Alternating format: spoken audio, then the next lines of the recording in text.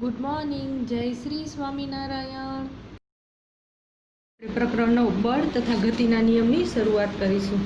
હવે આપણને ખ્યાલ છે બળ એટલે શું. બળ એટલે આપણે કોઈ પદાર્થ છે, કોઈ પણ પદાર્થ, કોઈ વસ્તુ તમે આ વિજ્ઞાનની ભાષામાં પદાર્થ, તો એની શું થાય, આપણે એના ઉપર કોઈ પણ પ્રકારનું બળ લગાડીએ, મતલબ કે કોઈ પણ પ્રકારનું એના ઉપર બળ લાગ્યું તો એનાથી શું થશે, એની ગતિની અવસ્થા બદલાય. કે એ કોઈ એક ગતિમાં જતું હોય તો કાં તો એની ગતિ શું થાય, વધે અથવા તો ઘટે, અથવા શું થાય કે એની દિશા બદલાઈ જાય, અથવા તો સ્થિર પદાર્થો એ શેમાં આવી જાય, ગતિમાં આવી જાય. એમને સ્થિર પડ્યું છે ને એ શેમાં આવે, ગતિમાં આવી જાય. એટલે આપણે કેવી પ્રવૃત્તિ કરશું, ખેંચીએ, ધકેલીએ, પછી એને આઘાત આપીએ, એટલે કે ટૂંકા ગાળા માટે લાગતો આમ ધક્કો, તો એ બધા શું છે, એના પર કોઈ પદાર્થ પર લાગતું બળ છે. તો હવે આપણને બળની વ્યાખ્યા પૂછાય તો આપણે શું લખશું કે બળ જે ગતિની અવસ્થા અથવા તો ગતિ લાવવા માટે લગાવવું પડતું જે બળ છે એને આપણે શું કહીશું, પદાર્થ પર આપણે જ્યારે બળ લગાડીએ એટલે કે સામાન્ય પદાર્થ ગતિમાં લાવવા અથવા ગતિમાન પદાર્થને ગતિની અવસ્થા બદલાવવા, તેને આપણે ખેંચીએ, ધકેલીએ અથવા તેના ઉપર ટૂંકા ગાળા માટે જે લાગતું બળ છે, આ બળને ખ્યાલ પદાર્થને ખેંચવાથી કે તેને ઠોકર લાગવાથી એના ઉપર આધારિત છે. જો તમને અહીં આકૃતિમાં દેખાય છે, અહીંયા આની પિક્ચર આપેલું છે ને, આ બળ લગાડે છે. નેક્સ્ટમાં પેલી તિજોરી આપણે ખોલીએ છીએ ત્યારે પણ શું લાગે છે, બળ લાગે છે. હોકીની સ્ટિકથી આપણે દડાને આગળ તરફ ધકેલીએ છીએ ત્યારે પણ શું થાય છે, બળ લાગે છે. તો હવે તમને બળનો ખ્યાલ આવી ગયો હશે. અને બળ લાગવાથી પદાર્થ શું થાય છે, એક તો એનો વેગમાં ફેર થાય છે, મતલબ કે જે કદાચ ગતિમાં હશે તો એનું શું થશે, ગતિમાં વધારો થશે, એટલે એના વેગમાં વધારો થશે. અથવા તો એ શું થશે, ગતિમાં હશે અને આપણે એને શું કરશું, બળ લાગવાથી ઊભું પણ રહી જશે, મતલબ કે એની ગતિ સ્ટોપ થશે. અને નેક્સ્ટ શું, દિશામાં પદાર્થ ગતિ કરતો હશે તો એની દિશા પણ ફેરફાર થશે. તો આ થઈ બળની વ્યાખ્યા અને બળની સમજણ. ઘણીવાર બળ લાગવાથી શું થતું હોય છે, એનો આકાર પણ બદલી જતો હોય છે. જેમ કે આપણે અહીંયા જુઓ, તમને બલૂનનું આ ચિત્ર દેખાય છે, તો હવે એના ઉપર બળ લાગવાથી એનું શું થાય છે, આકારમાં ફેરફાર થાય છે ને. તો બળ લાગવાથી એનો આકાર પણ શું થાય છે, બદલાય છે. પછી એની સ્થિતિ પણ બદલાય છે. જેમ કે રિંગ છે, પહેલાં કઈ સ્થિતિમાં હતી ને પછી એની સ્થિતિ પણ બદલાય છે. એટલે એને ખેંચવામાં આવે તો એની સાઇઝમાં શું થાય છે, ફેરફાર થાય છે. તો આ બધી આપણે શું જોયું, બળ લાગવું કોને કહેવાય અને એની અસરો કઈ કઈ છે. હવે આગળનો આપણો છે મુદ્દો સંતુલિત બળ અને અસંતુલિત બળ, એ જોઈએ છે આપણો મુદ્દો સંતુલિત બળ અને અસંતુલિત બળ. હવે સંતુલિત એટલે આપણને ખ્યાલ છે, સંતુલિતને આપણે નોર્મલ શું સમજીએ, બે સાઈડથી જેનું શું થયું હોય, સંતુલિત મીન્સ કે બેલેન્સમાં હોય તો એવું બળ હશે એ સંતુલિત બળ. જ્યારે કોઈ એક જ તરફ જે હશે ત્યારે આપણે શું કહીએ કે અસંતુલિત કે ઇનબેલેન્સ. આ નામ ઉપરથી જ આપણે આ સંતુલિત બળ અને અસંતુલિત બળ વિશે ઇઝીલી લખી શકશું. હવે તમને સૌ પ્રથમ અહીંયા કને ટેબલ પર એક બોક્સ જેવું બ્લોક જેવું દેખાડવામાં આવ્યું છે. એની એક સાઈડથી એક્સ બળ લાગે છે અને બીજી સાઈડથી વાય બળ લાગે છે. હવે જો એક્સ અને વાય બંને સાઈડથી, જો આકૃતિમાં એક સાઈડથી એક્સ બળ લાગે છે, બીજી સાઈડથી વાય બળ લાગે છે. હવે જો બંને સાઈડથી, મતલબ કે એક સાઈડથી અને વાય સાઈડથી કેવું બળ હશે, સંતુલિત બળ હશે, મીન્સ કે એક સમાન બળ હશે. તો આ જે બ્લોક છે એની મૂવમેન્ટ થશે નહીં થાય. તો કેવું હશે, રહેશે, જે સ્થિતિમાં છે એ જ સ્થિતિમાં આ બ્લોક રહેશે. અહીંયા દેખાય છે ને. તો બંને સાઈડથી કેવું બળ છે, સમાન બળ છે, મીન્સ કે કેવું બળ થઈ ગયું, સંતુલિત બળ. હવે સંતુલિત બળના લીધે એની અસર શું થશે કે જે પદાર્થ છે એ કેવી સ્થિતિમાં રહેશે, એ જ રીતે સ્થિતિમાં રહેશે. એવી જ રીતે હવે અસંતુલિત બળ વિશે વાત કરીએ તો હવે કોઈ એક સાઈડથી આપણે બળ લગાડીએ છીએ, જેના કારણે શું થશે, એક સાઈડથી બળ નથી લાગતું, ખાલી વાય સાઈડથી જ લાગશે. તો આ બ્લોકની કઈ બાજુ ગતિ થશે, આ બાજુ ગતિ થશે. સેમ એ જ રીતે વાય સાઈડથી બળ નથી લાગતું, મીન્સ કે વાય સાઈડનું બળ શૂન્ય હશે, તો એક સાઈડ ગતિ કરશે. તો આ બ્લોક છે એ કઈ દિશામાં જશે, આ દિશામાં. તો એ કેવા પર થયું, અસંતુલિત પ્રકારનું બળ થયું. તો હવે તમને પરીક્ષામાં પૂછાય કે સંતુલિત બળ અને અસંતુલિત બળ વિશે લખો અથવા સંતુલિત બળની માહિતી આપો. 2 થી 3 માર્કમાં પણ પૂછાઈ શકે અને વધારે માર્કમાં પણ પૂછાઈ શકે. તો હવે આપણે આપણી રીતે લખી શકીએ કે કોઈ પદાર્થ છે એના ઉપર બંને સાઈડથી કે એક્સ, ડાબી બાજુથી એક્સ અને જમણી બાજુથી વાય, તમે જે રીતે આકૃતિમાં પરીક્ષામાં દોરો એ રીતે લખવાનું છે. જ્યારે બંને સાઈડથી કેવું બળ લાગે, એક સમાન બળ લાગે. તો એના કારણે શું થશે, બ્લોકની જે સ્થિતિ છે એ કેવી રહેશે, સ્થિરની સ્થિર રહેશે. ત્યારે કયા પ્રકારનું બળ લાગ્યું કહેવાશે, સંતુલિત બળ. જો અલગ અલગ મૂલ્યના બે બળો પરસ્પર કેવા હશે, વિરુદ્ધ દિશામાં લાગતા હોય અને બળ વડે શું થશે, બ્લોકને આપણે ખેંચશું તો એનું શું થશે, મૂલ્ય જે સાઈડ મૂલ્ય વધારે હશે એ સાઈડ એની શું થશે, ગતિ થશે. તો આ પ્રકારનું બળ હશે એને શું કહેવાશે, અસંતુલિત બળ. હવે બીજું એક વાત યાદ રાખશું કે જ્યારે સંતુલિત બળ હશે ને ત્યારે એનું ગતિ કેવી હશે, ગતિમાન એની દિશા નહીં બદલાય ને. જ્યારે સંતુલિત બળ હશે ત્યારે શું થશે, દિશામાં બદલાવ નહીં થાય. જ્યારે અસંતુલિત બળ હશે ત્યારે શું થશે, એના દિશામાં બદલાવ થશે ને, કોઈ એક દિશા તરફ જશે. જ્યારે ઇનબેલેન્સ હશે તો કોઈ એક બાજુ ખેંચાશે. તો પરિણામી બળ અસંતુલિત બળમાં કેવું હશે, શૂન્યોત્તર, એટલે કે શૂન્ય સિવાયનું હશે ને. જો એ જ સ્થિતિમાં રહે તો શૂન્ય, તો એ સંતુલિત બળમાં આવે. પણ અસંતુલિત બળમાં તો શું થશે, એની ગતિ થશે, એટલે કેવું હશે, શૂન્યોત્તર, એટલે કે શૂન્ય સિવાયનું હશે. તો સંતુલિત અને અસંતુલિત બળ વિશે હવે તમે તમારી રીતે લખી શકશો અને તમને સમજણ પણ પડી ગઈ હશે.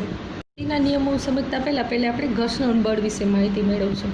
હવે ઘર્ષણ એટલે આપણે ખબર છે સંઘર્ષ, આપણે ક્યારેક ઘણીવાર બે જણા વચ્ચે પણ ઘર્ષણ થતું હોય છે ને, તો આમાં એ જ પ્રકારનું છે કે જ્યારે પદાર્થની કોઈ સપાટી પર સપાટીના સંપર્કમાં રહી, એટલે કે આ જે સપાટી છે એના કેવા હોય, સંપર્કમાં હોય, ત્યારે સપાટી દ્વારા પદાર્થની ગતિને અવરોધતું હોય ને, હવે આ જે ગતિ કરે છે એને અવરોધતું હોય એવું બળ જે આ સપાટીના કારણે લાગે એને શું કહેવાશે, ઘર્ષણ બળ. હવે જો કોઈ પદાર્થ અહીંયા ગતિ કરે છે અને એ કેવું છે, આ પદાર્થની સપાટીને સંપર્કમાં રહીને ગતિ કરે છે, તો આ પદાર્થની ગતિને અવરોધશે ને એ પ્રકારનું બળ લાગશે ને તો એને શું કહેવાશે, ઘર્ષણ બળ કહેવાશે. તો આ ઘર્ષણ બળ છે એ હંમેશા કેવું હશે, ગતિની વિરુદ્ધ દિશામાં હશે. જે મતલબ ગતિ કરે છે એને શું થાય છે, ઘર્ષણ ઉત્પન્ન થાય છે, જેના કારણે એની શું થશે, ગતિમાં ઘટાડો થશે. તો હંમેશા ઘર્ષણ બળ કેવું હશે, ગતિની વિરુદ્ધ દિશામાં જ હશે. બીજું, ગતિશીલ રહેવા માટે છે ને પદાર્થ પર કેવું સતત કેવું બળ લાગવું જોઈએ, અસંતુલિત બળ. હમણાં જ આપણે જોયું ને, અસંતુલિત બળ હોય એના કારણે જ ગતિ થાય, સંતુલિત હોય તો કેવું રહે, સ્થિર. તો હવે પદાર્થને સતત ગતિમાન રહેવા માટે એના પર શું લાગવું જોઈએ, અસંતુલિત બળ લાગતું રહેવું જોઈએ. નહીંતર તો શું થઈ જાય, ગતિ એની સ્ટોપ થઈ જાય. શા માટે થાય, હવે તમને ખબર પડી ગઈ કે સપાટી દ્વારા શું થશે, અવરોધ ઉત્પન્ન થશે, જેના કારણે શું થશે, સપાટીમાં જે સપાટી સાથે સંપર્કમાં છે એના કારણે અવરોધ ઉત્પન્ન થશે અને જે ગતિમાન પદાર્થ છે એ કેવું થઈ જશે, સ્થિર થઈ જશે, જો બળ અસંતુલિત બળ નહીં લાગે તો. હવે ટૂંકમાં આપણે કોઈ પણ અસંતુલિત બળ લાગે ને તો તેની ઝડપ અથવા તેની ગતિની દિશામાં શું થશે, ફેરફાર થાય. આગળ જ આપણે જોયું. પણ હવે જો કોઈ પદાર્થને પ્રવેગિત ગતિ, હવે તમને ખબર છે પ્રવેગિત ગતિ એટલે શું છે, ગતિમાં થતો ફેરફારને આપણે પ્રવેગ કહીએ છીએ. અને એવી ગતિ એટલે કે પ્રવેગિત ગતિ કરવા માટે તેના પર શું લાગવું જોઈએ, અસંતુલિત બળ લાગવું જરૂરી છે. અને આ ઝડપ અથવા ગતિની દિશામાં જ્યાં સુધી આવું અસંતુલિત બળ લાગતું રહેશે ત્યાં સુધી શું થશે, એની ગતિ ચાલુ રહેશે. જેવું આ બળ લાગવાનું શું થશે, બંધ થશે, તો આ ગતિ કેવી ગતિ થઈ જશે, ગતિ ધીમી પડશે અને પછી શું થઈ જશે, સંપૂર્ણ સ્ટોપ થઈ જશે. હવે પદાર્થને ગતિશીલ રહેવા માટે કોઈ પણ અસંતુલિત બળ તેના પર સતત લાગતું રહેવું જરૂરી છે. હમણાં જ આપણે વાત કરી કે અસંતુલિત બળ નહીં લાગે તો ઘર્ષણની સપાટીના કારણે એની શું થશે, ગતિમાં અવરોધ ઉત્પન્ન થશે. એને શું થશે, આ વિધાન હંમેશા આપણે યાદ રાખશું કે, અને આ તમારે આગળ આપણા જે ગતિના નિયમો સમજવાના છે ને એનામાં પણ ઉપયોગી છે. એટલે ઘર્ષણ બળ શું છે એ તમને સમજણ આવી ગઈ હશે. ગતિનો નિયમ. હવે આ ગતિનો નિયમ છે ને એ ગેલિલિયોએ ઢાળ પર ગતિ કરતા પદાર્થ માટે જ્યારે એણે ઢાળ પર ગતિ કરતો પદાર્થ જોયો ને એના ઉપરથી એણે આ એક નિયમ આપ્યો છે. જ્યારે આપણે કોઈ ઢાળવાળી સપાટી હશે ને, જ્યારે કોઈ ઢાળવાળી સપાટીવાળી હશે ને એના ઉપરથી નીચે તરફ ગતિ કરશે ને ત્યારે તેના વેગમાં શું થાય છે, વધારો થાય છે. નોર્મલી આપણે જોયું છે ઢાળવાળી ગતિ ઉપરથી જ્યારે કોઈ પણ પદાર્થ ગતિ કરશે ત્યારે શું થાય છે, એના વેગમાં વધારો થાય છે. એવી જ રીતે ઢાળ પરથી ચડતી વખતે શું થાય છે, એની ગતિમાં શું થાય છે, ઘર્ષણ બળ વધુ હોય છે અને એની શું થાય છે, ઉપર તરફ ચડે છે ત્યારે એનો વેગમાં શું થાય છે, ઘટાડો થાય છે. આ બે ફેક્ટ તમને ખબર પડી. ઢાળ ઉપરથી આપણે નીચે તરફ આવે ત્યારે ગતિમાં શું થાય, વધારો થાય, અને ઉપર તરફ જાય તો ગતિમાં ઘટાડો થાય છે. એટલે કે આ શું થઈ ગયું, એક ઉપરથી નીચે આવે ત્યારે કેવી ગતિ છે, પ્રવેગી ગતિ, કેમ કે શું થાય છે, વધારો થાય છે. અને જ્યારે નીચેથી ઉપર તરફ જાય છે ત્યારે શું થાય છે, ગતિમાં ઘટાડો, એટલે કેવી થઈ, પ્રતિપ્રવેગી ગતિ. આ બે ડિફરન્સિએશન તમને સમજાઈ ગયા. તો હવે ત્યારબાદ ગેલેલિયોએ તેના પ્રયોગમાં ઘર્ષણ રહિત બે ઢાળને લીધા, મતલબ કે સપાટી કેવી લીધી, એકદમ ઘર્ષણ રહિત બને ને એટલી, સંપૂર્ણ ઘર્ષણ રહિત તો શક્ય નથી, પણ ઘર્ષણ રહિત સપાટી બને એ રીતે અમુક ઊંચાઈથી એમને નીચે તરફ ફેંકવામાં આવ્યા. તો લખોટી છે ને પહેલાં કરતાં છે કેટલી વધારે ઊંચાઈ સુધી પહોંચી, નીચેથી ઉપર ફેંકી અને ઉપરથી નીચે ફેંકી, બેમાં શું થયો એટલો ફેર જોવા મળ્યો. એટલે કે ઘર્ષણ રહિત સપાટી હતી એમાં જે પ્રવેગી ગતિનું મૂલ્ય હતું એ વધ્યું અને પ્રતિપ્રવેગી ગતિમાં શું થયું, ગતિ ધીમેથી સ્ટોપ થઈ. તો હવે આ બંને પ્રયોગ ઉપરથી એણે એવું તારણ કાઢ્યું કે લખોટીની ગતિ બદલાવવા માટે શું છે, અસંતુલિત બળ જરૂરી છે, પણ લખોટીની અચળ ગતિ કરવા માટે કોઈ પરિણામી બળની જરૂર પડતી નથી. એટલે કે અસંતુલિત બળ ગતિ કરવા માટે જરૂરી છે, પણ જ્યારે એને શું કરવાનું છે, અચળ ગતિ કરવાની છે, તો કોઈ પરિણામી બળની જરૂર પડતી નથી. આમ પદાર્થના વેગમાનમાં ફેરફાર કરવા માટે અસંતુલિત બાહ્ય બળ આવશ્યક છે, પરંતુ પદાર્થની અચળ વેગી ગતિમાં ચાલુ રાખવા માટે આ બાહ્ય બળની કોઈ આવશ્યકતા નથી. એમ કે જ્યારે ઘર્ષણ રહિત સપાટી હશે ને આપણે ગતિ કરાવશું તો એની ગતિ કેવી રહેશે, ચાલુમાં જ રહેશે ને, એટલે વળી પાછું અસંતુલિત બળ લગાડવાની આપણે જરૂર નથી પડતી. આવું ગેલેલિયોએ એના ગતિના પ્રથમ નિયમમાં કહ્યું. તો આ થઈ વાત શેની, ગેલેલિયોના નિયમની, જેનામાં આપણે ઢાળવાળી સપાટીની વાત કરી છે. ખાસ યાદ રાખશું, ગેલેલિયોનો પ્રથમ નિયમ પૂછાય તો ઢાળ પરથી જ્યારે પદાર્થ મતલબ લખોટી કે કોઈ પણ પદાર્થની ગતિ કરવામાં આવે છે ત્યારે એની ગતિમાં વધારો થાય છે, ઉપરની તરફ જવા ટાણે એની ગતિમાં શું થાય છે, ઘટાડો થાય છે. આ બંનેના માટે એમણે શું કર્યું, ઘર્ષણ રહિત સપાટી ઉપર પ્રયોગ કર્યા. તો આ હતી ગેલેલિયોના નિયમની વાત. હવે આપણે ન્યૂટનના ગતિના નિયમો તરફ જશું, જેમાં પ્રથમ નિયમની વાત કરશું. ન્યૂટનની ગતિનો પ્રથમ નિયમ શું કહે છે, એવું કહે છે, જ્યાં સુધી કોઈ પણ પદાર્થ પર અસંતુલિત બાહ્ય બળ ન લાગે ત્યાં સુધી સ્થિર પદાર્થ છે એ સ્થિર અવસ્થા જાળવી રાખે છે, ગતિમાં રહેલો પદાર્થ તેની ગતિ જાળવી રાખે છે. આપણને હવે ખબર છે અસંતુલિત બળ કોને કહેવાય. એટલે કોઈ એક પદાર્થ છે એના ઉપર જ્યાં સુધી અસંતુલિત બાહ્ય બળ નહીં લાગે ત્યાં સુધી જે સ્થિર પદાર્થ છે એ સ્થિર રહેશે અને જે ગતિમાં છે એની શું કરશે, ગતિ ચાલુ રાખશે. તો હવે તમે એમ કહેશો કે ઢાળ ઉપરથી જ્યારે આપણે બોલ ફેંકીએ છીએ તો એ તો સ્ટોપ થઈ જાય છે, ત્યારે હમણાં જ આપણે શેની વાત કરી, ઘર્ષણ બળની વાત કરી. તો એ પણ એક પ્રકારનું અસંતુલિત બળ થયું, જેના કારણે શું થશે, જે બોલ છે એની ગતિમાં શું થશે, ઘટાડો થશે ને એ શું થઈ જશે, સ્ટોપ થઈ જશે. તો હવે ન્યૂટનની ગતિનો પહેલો નિયમ આપણે યાદ રાખીશું. કઈ રીતે કે જ્યાં સુધી કોઈ પણ પદાર્થ ઉપર કેવું બળ નહીં લાગે, અસંતુલિત બળ નહીં લાગે ત્યાં સુધી શું થશે, સ્થિર પદાર્થ છે કેવું રહેશે, સ્થિર રહેશે અને ગતિમાન પદાર્થ પોતાની ગતિ ચાલુ રાખશે.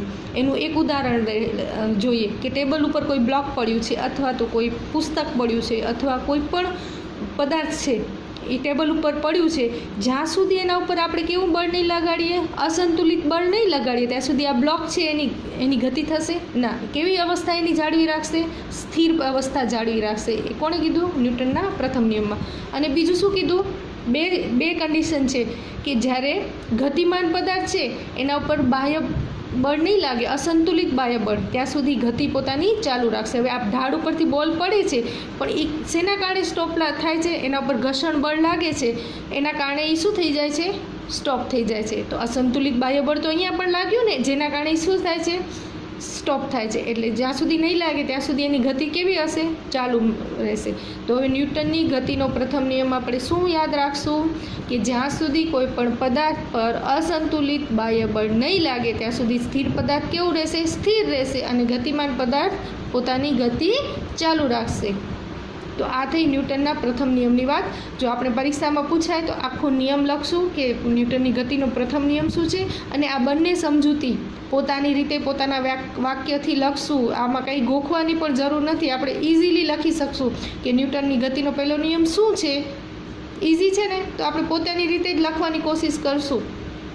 ન્યૂટનની ગતિનો પ્રથમ નિયમ શું કહે છે, એવું કહે છે, જ્યાં સુધી કોઈ પણ પદાર્થ પર અસંતુલિત બાહ્ય બળ ન લાગે ત્યાં સુધી સ્થિર પદાર્થ છે એ સ્થિર અવસ્થા જાળવી રાખે છે, ગતિમાં રહેલો પદાર્થ તેની ગતિ જાળવી રાખે છે. આપણને હવે ખબર છે અસંતુલિત બળ કોને કહેવાય. એટલે કોઈ એક પદાર્થ છે એના ઉપર જ્યાં સુધી અસંતુલિત બાહ્ય બળ નહીં લાગે ત્યાં સુધી જે સ્થિર પદાર્થ છે એ સ્થિર રહેશે અને જે ગતિમાં છે એની શું કરશે, ગતિ ચાલુ રાખશે. તો હવે તમે એમ કહેશો કે ઢાળ ઉપરથી જ્યારે આપણે બોલ ફેંકીએ છીએ તો એ તો સ્ટોપ થઈ જાય છે. ત્યારે હમણાં જ આપણે શેની વાત કરી, ઘર્ષણ બળની વાત કરી. તો એ પણ એક પ્રકારનું અસંતુલિત બળ થયું, જેના કારણે શું થશે, જે બોલ છે એની ગતિમાં શું થશે, ઘટાડો થશે ને એ શું થઈ જશે, સ્ટોપ થઈ જશે. તો હવે ન્યૂટનની ગતિનો પહેલો નિયમ આપણે યાદ રાખીશું. કઈ રીતે કે જ્યાં સુધી કોઈ પણ પદાર્થ ઉપર કેવું બળ નહીં લાગે, અસંતુલિત બળ નહીં લાગે, ત્યાં સુધી શું થશે, સ્થિર પદાર્થ છે કેવું રહેશે, સ્થિર રહેશે અને ગતિમાન પદાર્થ પોતાની ગતિ ચાલુ રાખશે. એનું એક ઉદાહરણ જોઈએ કે ટેબલ ઉપર કોઈ બ્લોક પડ્યું છે અથવા તો કોઈ પુસ્તક પડ્યું છે અથવા કોઈ પણ પદાર્થ છે એ ટેબલ ઉપર પડ્યું છે, જ્યાં સુધી એના ઉપર આપણે કેવું બળ નહીં લગાડીએ, અસંતુલિત બળ નહીં લગાડીએ, ત્યાં સુધી આ બ્લોક છે એની ગતિ થશે ના. કેવી અવસ્થા એની જાળવી રાખશે, સ્થિર અવસ્થા જાળવી રાખશે. એ કોણે કીધું, ન્યૂટનના પ્રથમ નિયમમાં. અને બીજું શું કીધું, બે કન્ડિશન છે કે જ્યારે ગતિમાન પદાર્થ છે એના ઉપર બાહ્ય બળ નહીં લાગે, અસંતુલિત બાહ્ય બળ, ત્યાં સુધી ગતિ પોતાની ચાલુ રાખશે. હવે આ ઢાળ ઉપરથી બોલ પડે છે પણ એ શેના કારણે સ્ટોપ થાય છે, એના ઉપર ઘર્ષણ બળ લાગે છે, એના કારણે એ શું થઈ જાય છે, સ્ટોપ થઈ જાય છે. તો અસંતુલિત બાહ્ય બળ તો અહીંયા પણ લાગ્યું ને, જેના કારણે શું થાય છે, સ્ટોપ થાય છે. એટલે જ્યાં સુધી નહીં લાગે ત્યાં સુધી એની ગતિ કેવી હશે, ચાલુ રહેશે. તો હવે ન્યૂટનની ગતિનો પ્રથમ નિયમ આપણે શું યાદ રાખશું કે જ્યાં સુધી કોઈ પણ પદાર્થ પર અસંતુલિત બાહ્ય બળ નહીં લાગે ત્યાં સુધી સ્થિર પદાર્થ કેવું રહેશે, સ્થિર રહેશે અને ગતિમાન પદાર્થ પોતાની ગતિ ચાલુ રાખશે. તો આ થઈ ન્યૂટનના પ્રથમ નિયમની વાત. જો આપણે પરીક્ષામાં પૂછાય તો આખો નિયમ લખશું કે ન્યૂટનની ગતિનો પ્રથમ નિયમ શું છે અને આ બંને સમજૂતી પોતાની રીતે પોતાના વાક્યથી લખશું. આમાં કંઈ ગોખવાની પણ જરૂર નથી, આપણે ઇઝીલી લખી શકશું કે ન્યૂટનની ગતિનો પહેલો નિયમ શું છે. ઇઝી છે ને, તો આપણે પોતાની રીતે જ લખવાની કોશિશ કરશું. છે જડત્વ. જડત્વ એટલે શું, પદાર્થ પર જ્યાં સુધી અસંતુલિત બાહ્ય બળ ન લાગે ત્યાં સુધી સ્થિર પદાર્થ શું રહે છે, સ્થિર સ્થિતિમાં અને ગતિમાન પદાર્થ પોતાની ગતિ ચાલુ રાખે છે. હવે તમને યાદ આવ્યું આ આપણે ક્યાં વાત કરી હતી, હમણાં જ વાત કરી ન્યૂટનની ગતિના શેના પ્રથમ નિયમમાં. તો આના ઉપરથી આપણે કહી શકીએ કે ન્યૂટનની ગતિનો પ્રથમ નિયમ એ જડત્વની વ્યાખ્યા આપે છે અથવા જડત્વનો નિયમ છે. તો ન્યૂટનની ગતિનો પ્રથમ નિયમ એ જ જડત્વની વ્યાખ્યા આપે છે, મતલબ કે જડત્વની વાત કરી છે. તો હવે તમને જડત્વ પૂછાય તોય તમે લખી શકશો. જે ન્યૂટનની ગતિના નિયમમાં આપણે જે ઉદાહરણને જે બધું જોયું એ જ આમાં લખવાનું છે. પણ હવે તમને સમજાઈ ગયું હશે, જડત્વ જે છે એ જ ન્યૂટનની ગતિનો પ્રથમ નિયમ છે કે જે જ્યાં સુધી બાહ્ય બળ અસંતુલિત બાહ્ય બળ નહીં લાગે ત્યાં સુધી સ્થિર પદાર્થ કેવો રહેશે, સ્થિર રહેશે અને ગતિમાન પદાર્થ પોતાની ગતિ ચાલુ રાખશે. હવે જડત્વ છે ને એ 3 પ્રકારના છે. મીન્સ કે જ્યાં સુધી સ્થિર સ્થિતિનું જડત્વ, ગતિનું જડત્વ અને દિશાનું જડત્વ. એટલે જ્યારે પદાર્થ સ્થિર અવસ્થામાં પડ્યો છે, સ્થિર અવસ્થામાં છે, તો જ્યાં સુધી એની ઉપર અસંતુલિત બાહ્ય બળ નહીં લાગે ત્યાં સુધી શેમાં નહીં આવે, ગતિમાં નહીં આવે, ત્યાં સુધી સ્થિર રહેશે. દાખલા તરીકે આપણે બસમાં અચાનક આપણે બેઠા છીએ, કેવી છે બસ, સ્થિર છે, મતલબ કે બસ ચાલુ નથી. પણ જ્યારે અચાનકથી બસ ચાલુ થશે એટલે આપણું શરીર શું થશે, પાછળની બાજુ નમશે. તો હવે જડત્વમાં સ્થિર સ્થિતિનું પૂછાશે તો આપણે કેવી બસ લખશું, સ્થિર સ્થિતિમાં બસ છે અને અચાનકથી બસ ચાલુ થઈ તો આપણું શરીર કઈ બાજુ નમશે, પાછળની બાજુ નમે છે. તો આ સ્થિર સ્થિતિનું જડત્વ થયું. નેક્સ્ટ છે ગતિનું જડત્વ. ગતિનું જડત્વ એટલે ગતિમાન પદાર્થ છે એ પોતાની ગતિ ચાલુ રાખશે, પણ ક્યાં સુધી ચાલુ રાખશે, જ્યાં સુધી એના પર અસંતુલિત બાહ્ય બળ નહીં લાગે ત્યાં સુધી ગતિમાન પદાર્થ પોતાની શું રાખશે, ગતિ ચાલુ રાખશે. તો હવે આનું ઉદાહરણ આપણે જોઈએ તો કેવું લેવાનું, ગતિમાન બસ લેવાની છે. તો ગતિમાન બસમાં અચાનકથી બ્રેક લાગે ને તો જે વ્યક્તિ બેઠો હશે એની કઈ બાજુ વળશે, સીટની આગળની સાઈડ અથડાય છે. એટલે શેનું કોશિશ કરશે, ગતિમાન પદાર્થ પોતાની ગતિ ચાલુ રાખવામાં, પણ અસંતુલિત બળ લાગશે પછી એની ગતિમાં શું થશે, ફેરફાર થશે. અને નેક્સ્ટ છે દિશાનું જડત્વ. તો જ્યાં સુધી અસંતુલિત બળ નહીં લાગે ત્યાં સુધી નિશ્ચિત દિશામાં ગતિ કરતો પદાર્થ કઈ રીતે હશે, નિશ્ચિત દિશામાં પોતાની શું રાખશે, ગતિ ચાલુ રાખશે. પણ જેવું એના ઉપર અસંતુલિત બાહ્ય બળ લાગશે ત્યારે એ શું થશે, એની નિશ્ચિત દિશા હશે એમાં ફેરફાર થશે.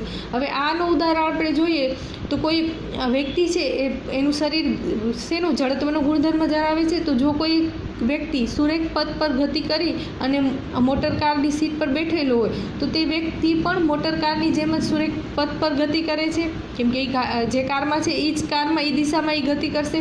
હવે મોટર કારનો ડ્રાઈવર છે એ અત્યંત ઝડપથી શું કરે છે, તીવ્ર વળાંક વાળે છે, તો એ વ્યક્તિ પણ એ વળાંકની વિરુદ્ધ દિશામાં નમે છે ને. તમે જોજો, ટર્ન વાળશો, અચાનકથી ફૂલ સ્પીડમાં જતા હશો અને ટર્ન વાળશો ત્યારે આવું થતું હશે. તો આ શું છે, દિશાનું જડત્વ છે. તો હવે તમને જડત્વ અને ન્યૂટનની ગતિનો નિયમ બંને એક જ છે, મતલબ કે ન્યૂટનની ગતિના પ્રથમ નિયમમાં જે વાત કરી છે એ જ જડત્વની વાત છે. તો હવે તમને બે પૂછાય, ગમે તે પૂછાય, તમે હવે પોતાની રીતે લખી શકશો અને તમને આ બંને સમજાઈ ગયું હશે. બીજો નિયમ એટલે ન્યૂટનની ગતિનો બીજો નિયમ. હવે એ શું છે કે ન્યૂટનની ગતિનો બીજો નિયમ પદાર્થના વેગમાનમાં થતો ફેરફારનો સમય દર તેના પર લાગતા અસંતુલિત બળ જેટલો હોય છે અને બળની દિશામાં હોય છે. એટલે બીજો નિયમ આપણે શું કહે છે કે પદાર્થના વેગમાનમાં જે ફેરફાર થાય છે એનો દર એના પર અસંતુલિત જે બળ લાગે છે ને એના જેટલું અને બળની દિશામાં હોય છે. એટલે સૌપ્રથમ હવે આપણે વેગમાન જોશું. હવે અહીંયા કને આપણે એક ઉદાહરણ લઈએ કે કોઈ એક એમ દળ ધરાવતો પદાર્થ છે જે કયા પ્રારંભિક વેગ યુ પ્રારંભિક વેગથી કોઈ એક સુરેખ ગતિમાં ગતિ કરે છે અને એનો સમય કેટલો છે, ટી સમયના દરે. હવે ધારો એ પદાર્થ આપણે ધાર્યો તો એનું દળ કેટલું છે, એમ છે, પ્રારંભિક વેગ યુ છે અને સમય કેટલો છે, ટી જેટલો સમય. હવે એના ઉપર એફ બળ લાગે છે, એનાથી એનો અંતિમ વેગ કેટલો થાય છે, વી થાય છે, સ્મોલ વી, અને દળ તો એટલું જ રહેશે એમ જ, કેમ કે જે એના દળમાં તો વેગ કરે તો દળમાં તો કંઈ ફેરફાર થવાનો નથી. એટલે પ્રારંભિક વેગ એનો યુ હતો અને અંતિમ વેગ આપણને સ્મોલ વી મળ્યો. હવે પદાર્થનું પ્રારંભિક વેગમાન ને પ્રારંભિક વેગમાનને આપણે P1 કીધું તો એ કેટલું થશે, એમ ઇન્ટુ યુ, દળ ગુણ્યા એનો વેગનો ગુણોત્તર, એટલે આપણે વેગમાન મળે. આગળના ચેપ્ટરમાં આપણે જોયું હતું, ન યાદ હોય તો અત્યારે યાદ કરી લઈએ કે વેગમાન એટલે શું, એના દળ અને વેગનો ગુણોત્તર એટલે એ વેગમાન. તો અહીંયા પ્રથમ પ્રારંભિક વેગમાન P1 કેટલું મળ્યું, એનો દળ એમ છે અને પ્રારંભિક વેગ યુ છે તો એમ યુ મળ્યું. હવે એનું અંતિમ વેગમાન આપણે P2 કહીએ તો એ કેટલું મળ્યું, એમ ઇન્ટુ વી મળ્યું. આ બંને સમજાઈ ગયું, વેગમાન લીધા. હવે ટી સમયના વેગમાનનો કેટલો એનો દર છે, ટી સમયના વેગમાનમાં દરનો ફેરફાર એટલે ડેલ્ટા પી લીધું, ફેરફાર હોય એટલે આપણે ડેલ્ટા લઈએ, ડેલ્ટા પી P2 માઇનસ P1, કેમ કે અંતિમ માઇનસ પ્રારંભિક કરવાનું છે એટલે P2 માઇનસ P1 કર્યું. તો ડેલ્ટા પી ચલે છે MV માઇનસ MU, આ બેની કિંમત મૂકી. તો અહીંયા કને delta P is equal to M, આપણે શું બેમાં કોમન છે એમ બારે કાઢ્યા તો વી માઇનસ યુ. અહીંયા સુધી સમજાણું. હવે પદાર્થના વેગમાનના ફેરફારનો દર કેટલો છે, ટી જેટલા સમયના દરમાં છે તો એમ બ્રેકેટમાં વી માઇનસ યુ છેદમાં ટી. તો હવે ન્યૂટનની ગતિના બીજો નિયમ હમણાં જ આપણે શું જોયું કે જે બળ છે એ વેગમાનના ચલે છે એમ વી માઇનસ યુ છેદમાં ટી લઈ શકાય, કેમ કે આપણને શું કીધું કે જેનો પદાર્થના વેગમાનમાં થતો ફેરફારના સમયનો દર છે એ કેટલો હોય છે એના પર લાગતા બળ જેટલો. તો આ બળ થઈ ગયો ને આ વેગના અસંતુલિત બળ અને એના સમપ્રમાણમાં અને કેવું છે એની દિશામાં હોય છે. તો આ મળી ગયું, આ બળ મળ્યું અને આ વેગમાનના ફેરફારનો દર મળ્યો. હવે આ અચળાંક છે ચલે છે એને કાઢવા માટે આપણે એક અચળાંક કે લીધો છે તો એફ ઇઝ ઇક્વલ ટુ કે એમ વી માઇનસ યુ છેદમાં ટી લખી શકાય. એટલે સુધી સમજાણું. આપણે ન્યૂટનની ગતિનો બીજો નિયમ જોયો, એમાં શું કીધું કે પદાર્થના વેગમાનમાં થતા ફેરફારનો સમયનો દર તેના પર લાગતા અસંતુલિત બળ જેટલો હોય છે. તો આપણે પહેલાં વેગમાનનો દર શોધ્યો અને આ એનો બળ છે એ બે કેવા છે, સમપ્રમાણમાં હોય છે. અહીંયા કને બેને સરખું કરવા માટે ઇઝ ઇક્વલ ટુ કે એમ બ્રેકેટમાં વી માઇનસ યુ છેદમાં ટી મળ્યું. પરંતુ હવે આપણે પ્રવેગની વ્યાખ્યા યાદ હશે તમને. પ્રવેગ એટલે શું, વેગમાનમાં થતા ફેરફારના દરને આપણે શું કહીએ છીએ, પ્રવેગ કહીએ છીએ. તો આ વેગમાનના દરનો ફેરફાર થયો, અંતિમ વેગ માઇનસ પ્રારંભિક વેગ છેદમાં ટી એટલે શું, શેનો ફેરફાર થયો, વેગનો ફેરફાર થયો. વેગમાં થતો ફેરફાર એટલે આપણે શું કહીએ છીએ, પ્રવેગ. અને પ્રવેગ માટે આપણે કયું શેનો સિમ્બોલ ઇક્વલ ટુ કે એમ એ, જ્યાં આ વી માઇનસ યુ છેદમાં ટી એટલે કે પ્રવેગ અને આ કે તો અચળાંક છે સમપ્રમાણતાનો. હવે આના ઉપરથી આપણે બળની વ્યાખ્યા આપી છે. તો હવે આપણે ખબર છે દળનો એસઆઈ એકમ શું છે, મીટર. દળનો એકમ કેજી છે અને પ્રવેગનો એકમ શું છે, મીટર સેકન્ડ સ્ક્વેર છે. અહીં બળનો એકમ એવો પસંદ કર્યો છે જેથી અચળાંક આપણને કેવો મળે, 1 મળે. તો એના ઉપરથી આપણે બળની વ્યાખ્યા લખવી છે. તો 1 kg દળની વસ્તુ 1 મીટર પર સેકન્ડ સ્ક્વેરના પ્રવેગનો ઉપયોગ કરવા માટે જરૂરી જે બળ લાગે 1 એકમ, તેને આપણે શું કહીશું, બળ કહીશું. અને બળનો એકમ શું થશે, કિલોગ્રામ મીટર પર સેકન્ડ થશે. અને F = ma લખી શકાય આના ઉપરથી. તો આ જે ગતિનો બીજો નિયમ છે એ શેની વ્યાખ્યા આપે છે, સૌથી પહેલાં યાદ રાખશું, વેગમાનમાં થતા ફેરફારના દરની વ્યાખ્યા આપે છે. અને F = ma એ ગતિના બીજા નિયમમાં આપણે મળ્યું. તો ગતિના બીજા નિયમનું આ પૂછાય જ છે, તમને આ સાબિત કરો, ગતિના બીજા નિયમના આધારે બળની વ્યાખ્યા આપો. આવું મોટા પ્રશ્નમાં પણ પૂછાય છે. પછી આ સૂત્રની F = ma સૂત્રની તારવણી કરો. તો આપણે આ યાદ રાખશું. અને સૌથી પહેલાં આપણે શું યાદ રાખશું બીજા નિયમ માટે, કે પદાર્થના વેગમાનમાં થતા ફેરફારનો દર એટલે કે સમયનો દર તેના પર લાગતા અસંતુલિત બળ જેટલો છે. તો હવે સૌથી પહેલાં આપણે વેગમાન મેળવશું, એટલે કે ડેલ્ટા P મેળવ્યું, P2 - P1 કર્યું, P એટલે mv - mu થયું, P ચાલે છે mv - u, પછી અચળાંક K મૂક્યો, અને v - u છેદમાં T એ આપણને શું આપે છે, પ્રવેગ આપે છે, એટલે એ મૂક્યો F = ma. આમ સાબિત થઈ ગયું.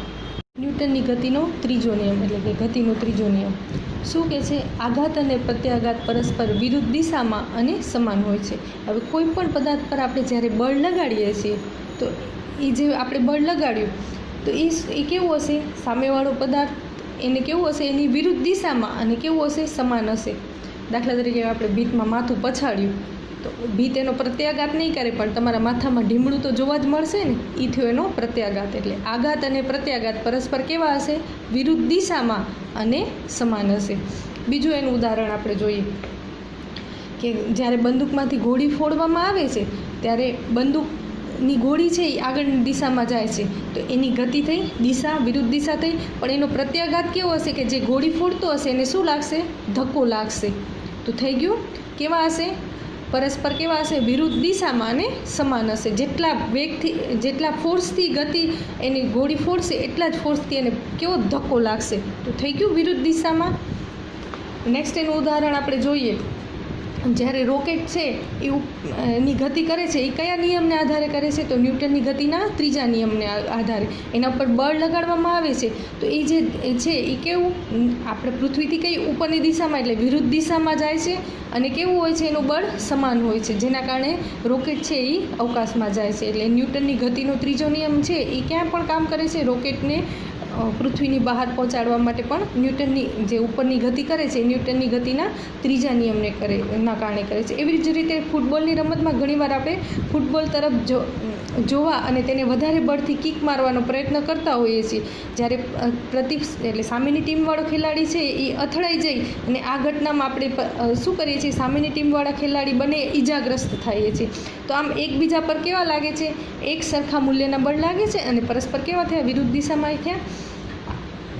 ગતિનો ત્રીજો નિયમ છે ને એ પણ આપે છે કે એકલા અટુલા બળનું અહીંયા શું છે, અસ્તિત્વ નથી. બળ હંમેશા કેવા હોય છે, જોડમાં હોય છે. એટલે આઘાત અને પ્રત્યાઘાત બંને સ્વરૂપે હોય છે, અને બંને પરસ્પર કેવા છે, વિરોધી બળો છે. કેવા છે, વિરોધી બળો. અને તે કેવું છે, કોઈ પણ આપણે બળ લગાડશું એની પ્રતિક્રિયા પણ આપણને જોવા મળશે, તો પ્રતિક્રિયાત્મક બળ છે. અને ન્યૂટનના 3 નિયમો તમને આગળના સ્ટાન્ડર્ડમાં 10થમાં પણ અને 11th-12th જો તમે સાયન્સ લેશો તો તમને ભૌતિક વિજ્ઞાનમાં ખાસ ઉપયોગી છે. તો આને બેઝથી સમજજો અને 3 નિયમ શું કહે છે એ ખાસ સમજજો. વેગમાનનું સંરક્ષણ. હવે આપણને ખ્યાલ છે વેગમાન એટલે શું, આગળ જ આપણે જોયું કે વેગમાં થતા જે ફેરફાર છે એને આપણે શું કહીએ છીએ, વેગમાન કહીએ છીએ. અને વેગમાન એટલે શું, દળ અને વેગનો ગુણોત્તર, એને આપણે શું કહીએ છીએ, વેગમાન. તો હવે અહીંયા તમને આપેલું છે કે ધારો કે કોઈ બે પદાર્થ છે, એ અને બી દળ, એ અને બી છે, જેમના દળ અનુક્રમે ma અને mb છે, અને કેવા છે, સુરેખ પથ પર એક જ દિશામાં ua અને ub જેટલા અલગ અલગ વેગથી ગતિ કરી રહ્યા છે. અહીં તેમના પર બીજા કોઈ પણ પ્રકારનું બાહ્ય અસંતુલિત બળ લાગતું નથી, એટલે બાહ્ય બળની ગેરહાજરી છે એવું. અને ua એ ગ્રેટર દેન ub છે, એટલે uaનું વેગ કેવો છે, વધારે છે ub કરતાં. જો બે દડાઓ સાથે દર્શાવ્યા પ્રમાણે અથડાય છે અને કેટલો t સમય જેટલું અથડામણનો સમય લાગે છે, તો બળ ઉત્પન્ન થશે. તો કેવું હશે બળનું, જો દડા એ દ્વારા બી પર લાગતું બળ એટલે FBA લઈએ તો બી દ્વારા દડા એ પર લાગતું બળ દર્શાવશું, અને FAB લઈએ તો બી દ્વારા એનું, અને FBA લઈએ તો એ દ્વારા બીનું, એ રીતે આપણે દર્શાવ્યું છે. તો હવે આપણને ખબર છે વેગમાન એટલે શું, વેગમાં થતો ફેરફારનો દર, અને દળ અહીંયા MA આપેલું છે. તો હવે આપણે બળ ખબર છે, બળ F = ma. તો M દળ છે, તો એનું દળ MA છે, અને એનો વેગમાનનો એ એટલે પ્રવેગનો ફેરફાર VA માઇનસ UA છેદમાં T થશે, જે એકનું બતાવ્યું. અને બીજા માટે MB દળ તો MB, અને એ પ્રવેગનો ફેરફાર તો VB માઇનસ UB છેદમાં T, પ્રવેગ એટલે વેગમાં થતો ફેરફાર.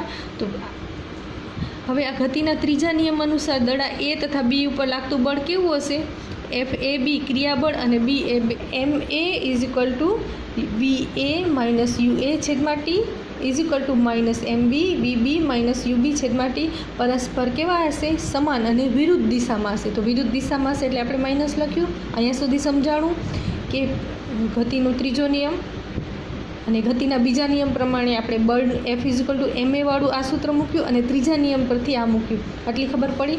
હવે બંનેમાં છેદ સરખા છે T, એટલે આ ગુણાકારમાં લીધું. તો અહીં બંને સાઈડ T છે એટલે T કાઢી નાખશું, અને ગુણાકારમાં MVA minus MUA = -MVB VB, એને minus minus plus MB UB.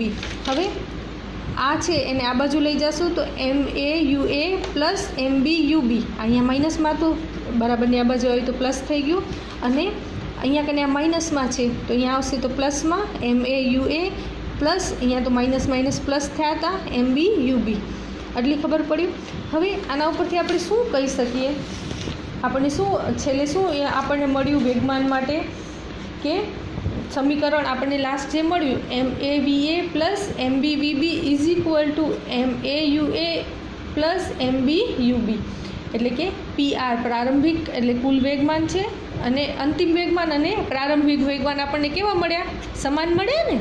આ જે પ્રથમ દર્શાવે છે એ અંતિમ વેગમાન છે, MAVA પ્લસ MB VB એ કેવું છે, અંતિમ વેગમાન PR છે, અને MAUA પ્લસ MB UB એ કેવું છે, પ્રારંભિક વેગમાન છે. તો હવે અહીંયા આપણને શું મળ્યું કે આદર્શ સંઘાતના પ્રયોગના પરિણામ પરથી આપણે શું કહી શકીએ કે જ્યારે બાહ્ય અસંતુલિત બળ લાગતું ન હોય ત્યારે બે વસ્તુઓના અથડામણ પહેલાંના વેગમાનનો સરવાળો અને અથડામણ બાદના વેગમાનનો સરવાળો કેટલો હોય છે, એટલો જ હોય છે, મતલબ કે સમાન હોય છે, જેને વેગમાન સંરક્ષણનો નિયમ કહે છે. તો આના ઉપરથી આપણે નિયમ શું આપી શકીએ કે બાહ્ય અસંતુલિત બળની ગેરહાજરીમાં બે પદાર્થોની આંતરક્રિયા દરમિયાન અથડામણની ઘટનામાં બે પદાર્થનું કુલ વેગમાન કેવું રહે છે, અચળ રહે છે, અથવા તે સંરક્ષણ એટલે કે જે છે એ અચળ રહે છે, ફેરફાર થતો નથી. આના ઉપરથી વેગમાન સંરક્ષણનો નિયમ આ રીતે આપણે આવે. આ પરીક્ષામાં તમને વેગમાન સંરક્ષણનો નિયમ લખો અને સાબિત કરો પૂછાય છે. તો સૌ પ્રથમ આપણે આ બે MA MB જે બે પદાર્થ લીધા, પછી એના ઉપરથી એમનો વેગ આપણે વેગ UA UB લીધા, પછી આપણે જે બળની વ્યાખ્યા ઉપરથી બળનું સૂત્ર અને વેગમાન એ રીતે લીધું, અને બંને કેવા છે, પરસ્પર વિરુદ્ધ દિશામાં છે, એટલે એક સાઈડ માઇનસ લીધું, અને આખું આપ સાબિત કરીશું. નેક્સ્ટ વિડીયો લેક્ચરમાં પાછા મળીશું. ત્યાં સુધી જય શ્રી સ્વામિનારાયણ.